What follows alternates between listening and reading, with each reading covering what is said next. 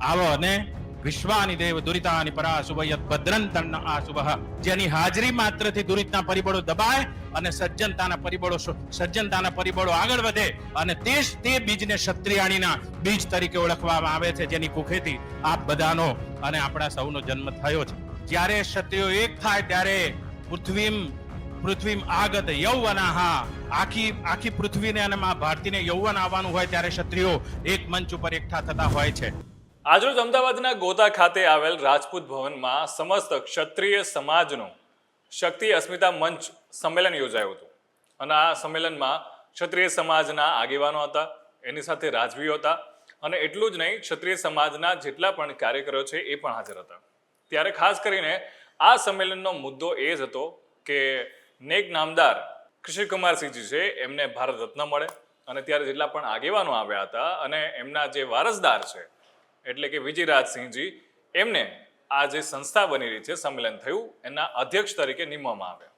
અને આ ઘટના અંગે જે મહારાજ ત્યાં પધાર્યા હતા, આનંદનાથ મહારાજ, એમણે ક્ષત્રિય વિશે શું કહ્યું, સાંભળ્યા વિડીયો.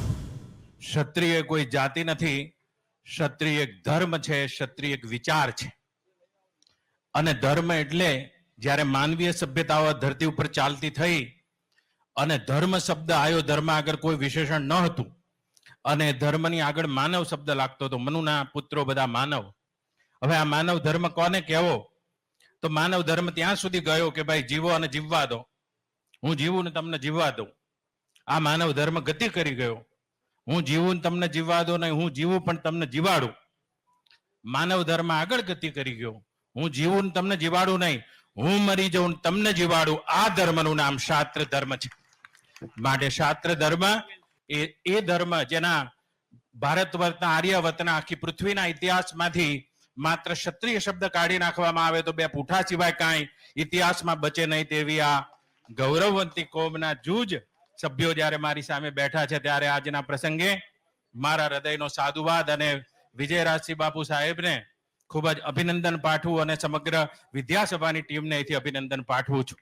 આવો અને વિશ્વાની દેવ દુરિતાની પરાશુભ યત ભદ્રં તન્ન આશુભ. આ દેશના ઋષિમુનિઓ વશિષ્ઠજી જેવા આ દેશમાં ગંગાના કિનારે બેસીને મા ભગવતીને પ્રાર્થના કરી છે કે આ માનવીય સમાજમાં અસત અને સતના પરિબળો સામસામા ટકરાતા રહ્યા છે. આ અસતની સત્તાને કઈ રીતે દબાવાય, આ એવિલ ફોર્સ કેવી રીતે દબાવાય અને સજ્જનતાના પરિબળોની રક્ષા કેવી રીતે થાય, હે માં ભગવતી આ માનવીય સભ્યતામાં અમને એવું પરિબળ આપો કે જેની હાજરી માત્રથી દુરિતના પરિબળો દબાય અને વશિષ્ઠજી જેવા ઋષિઓની પ્રાર્થના પ્રયોગોમાં પરિણમી અને આ ધરતી ઉપર જે બીજને લઈ આવવામાં આવ્યું, જેની હાજરી માત્રથી દુરિતના પરિબળો દબાય અને સજ્જનતાના પરિબળો આગળ વધે અને તે બીજને ક્ષત્રિયાણીના બીજ તરીકે ઓળખવામાં આવે છે, જેની કુખેથી આપ બધાનો અને આપણા સૌનો જન્મ થયો છે. ક્ષત્રિય એકતા મંચ જ્યારે એકતા થતી હોય ત્યારે ક્ષત્રિયોનું એક થવું એ સમગ્ર પૃથ્વીનો યૌવન આવવાનું હોય ત્યારે મહાભારતમાં લખ્યું છે ભગવાન વ્યાસે કે જ્યારે ક્ષત્રિયો એક થાય ત્યારે પૃથ્વીમ આગત યૌવનાહ, આખી પૃથ્વીને અને મા ભારતીને યૌવન આવવાનું હોય ત્યારે ક્ષત્રિયો એક મંચ ઉપર એકઠા થતા હોય છે.